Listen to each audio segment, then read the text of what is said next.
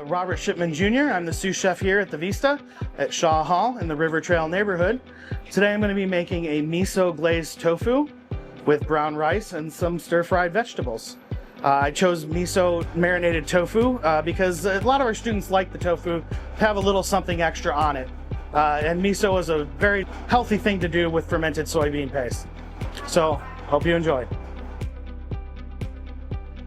Now, first thing I'm going to do is get this going in the oven.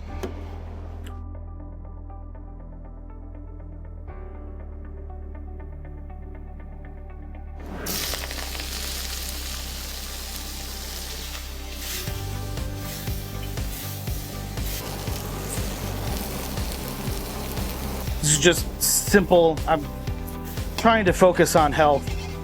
So just some vegetables, a little bit of oil, quick stir fry.